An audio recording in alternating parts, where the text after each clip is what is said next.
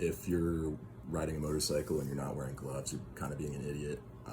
I've done that a lot, and the only reason I haven't annihilated my hands yet is pure dumb luck. I mean, I've fallen off going pretty fast and like just evaporated parts of my shoes. So imagine what that's gonna do to your hands. I mean, if you don't believe me, then just go Google a couple photos of what happens to your hands after you fall off a motorcycle. It's not pretty.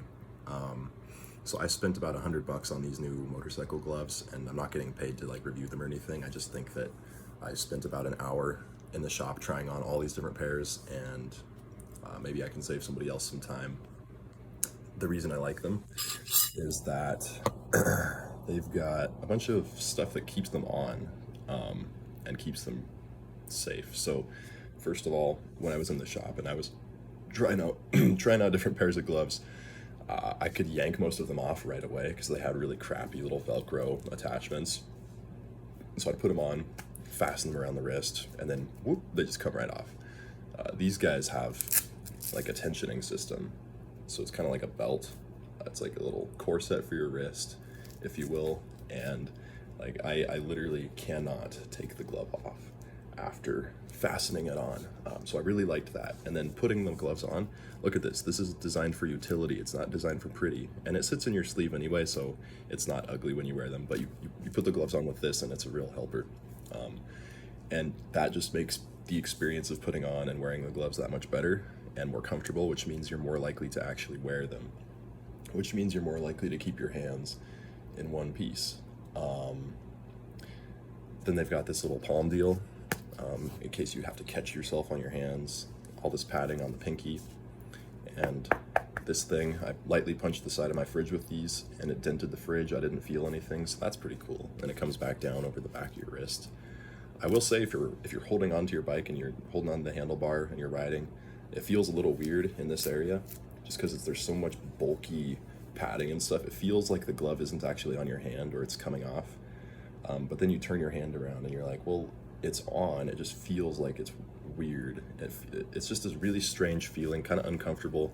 Not too bad though, especially when you realize that it's actually fine. Like it's on your hand. It's just the padding makes the glove feel weird. So that's one downside to these, but I mean, they're very dexterous. You can kind of tap on your phone with the pointer and the thumb. It's not super great, but I've navigated Google Maps no problem.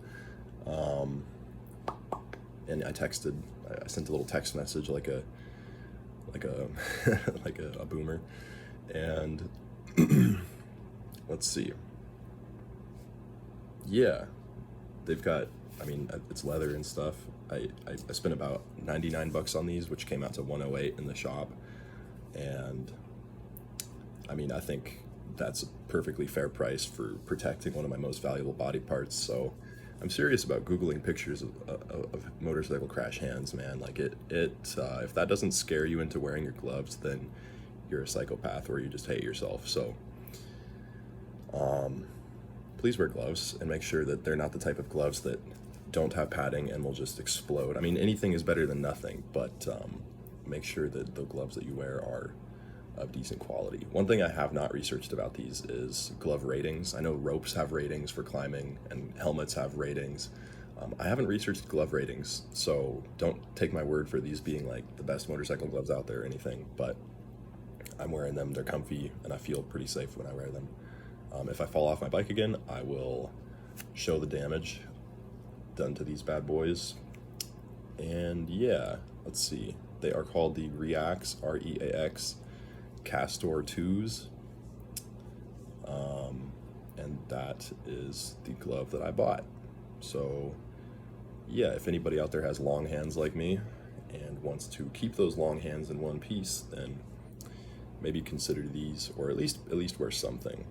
I mean, another thing, if you're riding your bike and you're like, I don't need gloves, I challenge you to like put your heel down on the road, not your toe, because you don't want your toe to catch, but put your heel down and feel what that road feels like, and then imagine that happening to your hand with your entire body weight pressing your hand into that road. It's like the world's biggest belt sander. I mean, just picture what that is going to do to your skin, dude, and wear your freaking gloves.